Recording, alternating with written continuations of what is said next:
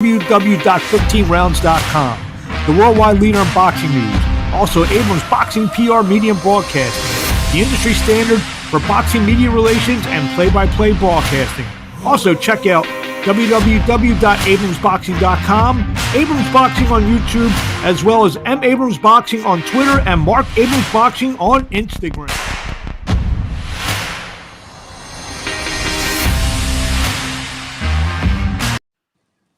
Good Wednesday afternoon, everyone. Mark Abrams here. Let's go down to Fort Worth, Texas, where I have undefeated featherweight Edward Vazquez, who on February 5th takes on Raymond Ford in a big clash of young undefeated featherweight fighters. We fight live on DAZN, live from Phoenix, Arizona. Edward, how you doing today? Man, I'm doing great, man. I appreciate you having me on here, giving me the opportunity to talk my smack a little bit. My pleasure, my pleasure. So we'll get into the smack talking a little bit. We first got introduced to you. You were 9-0. You had one knockout, couple knockouts since. Talk about the last couple fights. You seem to maybe have found a little bit of power to go along with your undefeated record. Yeah, man. This is a pretty big fight, but I feel like I'm just now starting to settle into my style, and every fight we're improving. We're fighting our sweet shots, and we're working on breaking guys down, man. Instead of outboxing them, we're working on breaking them down and bringing a little bit more dog to the fight. To talk about this, like I said, is that been a focus to try to get some guys out of there, or are they just happening? No, absolutely, man. It's definitely been a focus to get guys out of there, and that's what we're working on with Ray Ford. I want to get his ass out of there. It's scheduled for 10. I don't think it's going to go 10. I don't think he has as much dog as I have in me, and I'm going to show you February 5th. So talk about Raymond Ford. He was a amateur champion, and he's got an undefeated record as a pro. He seems to be on the upswing, just like you. And tell me about him. What does he bring to the table? Yeah, man. No, I respect his skill. He has a lot of skill. He has a lot of natural ability, and I think really that's all he has is natural ability. He doesn't really have the IQ. He's not really sure what he's good at. Not really sure on how to make adjustments. And I think, like I said earlier, I think I have more dog than he has. And like I said, he's a good athlete, but I'm gonna show you what a real dog has, what a real dog brings to the table. Is that the beginning of the smack talk, saying that he wrote his on the IQ to make the changes? Yeah, absolutely, man. Like I said, he's a hell of an athlete, man. He's fast, he's quick, and he's had some good wins. But everybody that he goes up against is kind of already in there to lose. They already know what the outcome's going to be, and they don't really make any adjustments. And he doesn't have to make any adjustments because they're standing right in front of him. So he's going to see something totally different this time. It's not going to be someone that's coming to lose and stand in front of him. I'm gonna bring this fight to him, man.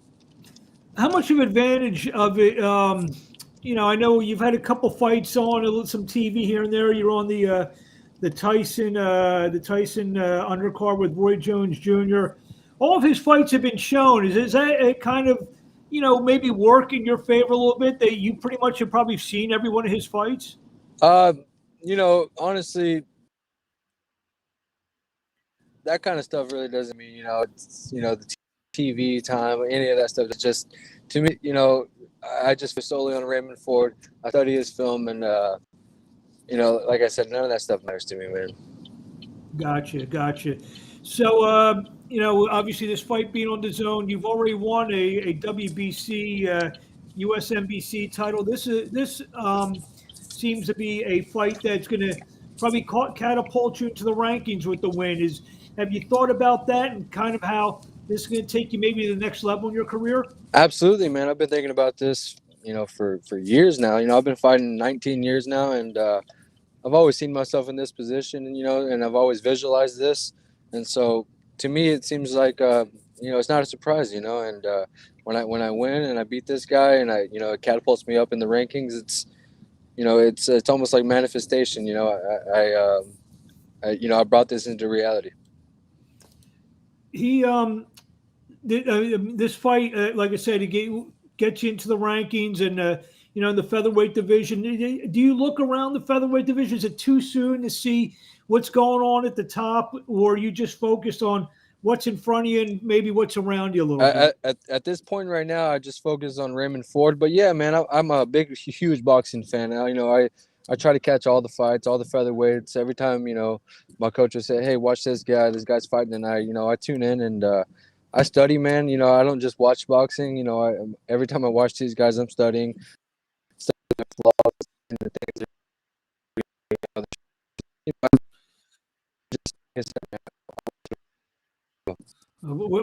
We missed some of that. Obviously, you're in the car. You kind of broke up a little bit.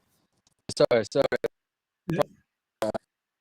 Bad connection here in this area. But I was just saying, I'm a big boxing fan, man. So yeah, I watch all those guys. I'm going to the fight this week in Atlantic City. Gary Russell, Mark Magsayo, featherweight title fight. What are your thoughts? Man, we'll see, man. Gary Russell's been inactive. He's not very active for the past couple of years, actually. I like Magsayo, but Gary Russell's fast. He's skilled. So we'll see, man. It all comes down to preparation, I think, at that level. Well, what's the Edward Vazquez prediction for this fight? I'm gonna go with on the spot here. Man, I'm gonna go with Magsayo. Just I like the underdog, and like I said, I think inactivity at this level, inactivity kills the cat. And I think Gary Russell's gonna see that. He probably should have been more active. Where are you heading to? You're screwing this interview up by being in bad cell areas. Where are you heading to? I'm headed to Dallas, man. I'm going to spar at Earl Smith's gym. About to spar one of the hottest 135 pounders in the world right now. I don't want to say any names, but we're about to get 10, 12 rounds of good work here, man. Interesting. There's a lot of good fighters down in Dallas. I mean, you feel that you get good work down there. Oh, absolutely, man. Not only here in Dallas, we just went down to Houston and got some good work down there with some of the top guys. And anywhere we can get the work, anybody we can bring in. I'm leaving no stone unturned. And we're trying to get all the looks we can, and so we can come in and nothing will come at us by surprise. We'll have seen everything. I know you're not mentioning sparring names, but Ford's a southpaw, isn't he? Yeah, we're sparring southpaws, man. You just mentioned a name. I know he's a little bit big, but have you been in the ring with that big southpaw that you said his name? Oh yeah, Spence? I've been in the ring with no, not with Spence. I'm not with Spence. I'm at Spence's gym, but I'm not here with Spence. But we're 40 pounders, 100 also 100 pounders. I'm just trying to get a bunch of different looks, man. I guess Ray Ford is kind of he's got that athletic style, and so we're just trying to we can that kind of resemble that way. Like I said, so nothing will come at us by surprise. Well, Farrell's there. Tell me you need a couple more rounds and some different southpaw looks. Right? Man, I would love to, but shit.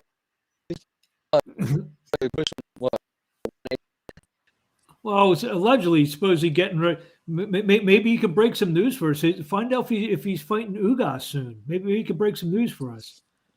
Damn, yeah, you're right. So, again, like this fight's gonna be on a big card in DAZN. Carlos Cuadras and Rungvisai, I believe, is the main event that night. They obviously you read where the main event was Smith that got pushed back. Were you worried at all that this fight wouldn't happen this soon? Man, I was. That seems to be my luck. In 2020, I had like 4 or 5 fights canceled or pushed back due to COVID, and I feel like it was happening again. And I was kind of worried just for about a few days, but my management, made sure that they kept me up to date on every single day on what was going on, what negotiations were happening, and luckily they were able to still bring it on February 5th, man. I'm glad that was able to happen because it's going to peak right at the right time. You feel this is a fight on DAZN, which is Matchroom, which is Ford's promotional company. You think they may be sleeping on you a little bit? I hope they are, man. I hope they're sleeping on me. I'm going to wake them up, that's for sure. And if I don't wake DAZN up, I'm going to wake Ray Ford's ass up, that's for sure. Well, that could be a headline for this video. I'm going to wake Ray Ford's ass up on this one. We'll just come back before a question I asked you about getting ranked and everything like that. I mean, do you see yourself maybe 2, 3 fights away, fighting for a world title, possibly? Man, I would love to, man.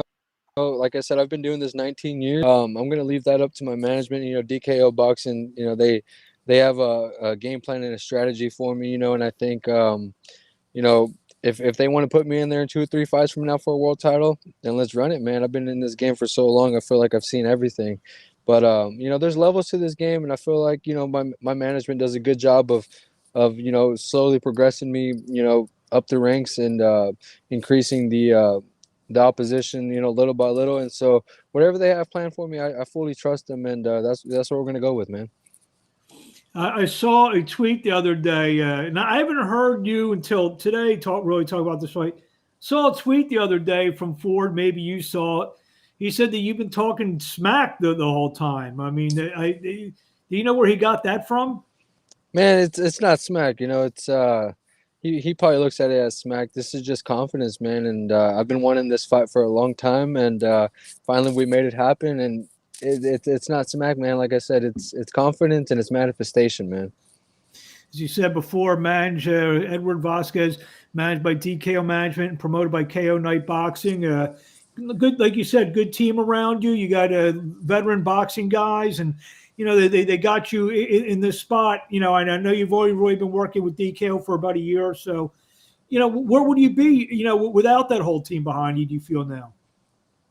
Sorry, you cut out for a second. What was that? Where do you think you would be if you didn't latch on to the management and the promotional group? Do you think this fight would be here? No, I probably still my way up to this opportunity, but it's tough to call. Like I said, I've been in the game for 19 years now, so who knows, man? Maybe I could have worked my way up, but not as smooth as it has been with DKO. But who knows where I would be, man. I'm just grateful for them having the confidence in me and taking a shot with me, man. And I'm here to show them that it's not the investment is not going to be wasted. Looks like you're not moving, so you must be in front of the gym. Yeah. I'm just hanging out though, man. We're scheduled to go into the gym in about 20 minutes. I made sure we had enough time to do this interview. You upset that the Cowboys lost on Sunday? Man, I'm upset, but I'm not surprised, man. Damn, it's since I've been alive, we haven't won one damn playoff game. But it is heartbreaking, man. And I thought this year was going to be the year, just like I've thought 25, 26 years. But it is. We'll be back.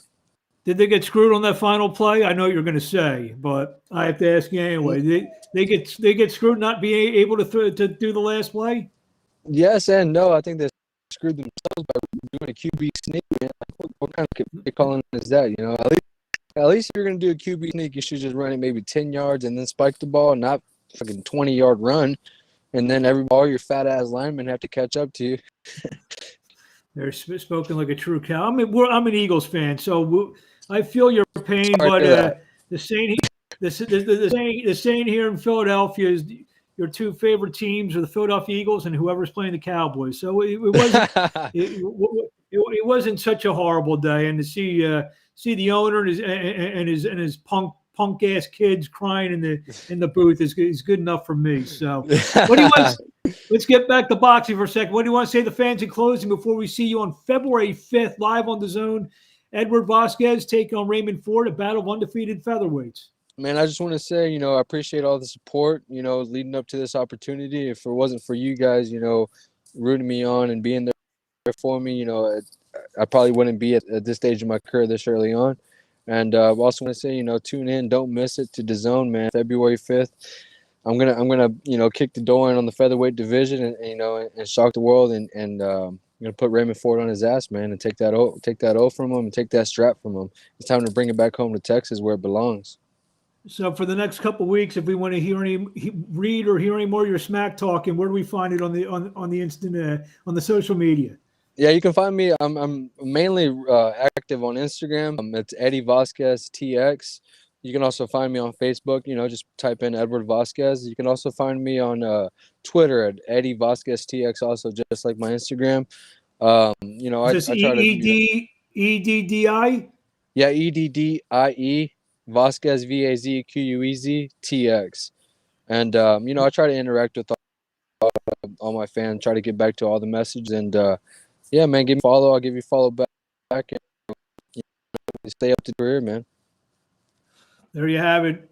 Thank you, Edward Vazquez, for a few minutes of your time right before you go sparring. Saturday night, February 5th, live on DAZN from Phoenix, Arizona. We wish you best of luck, and we'll talk to you along the way. Thank you, man. I appreciate it, Mark.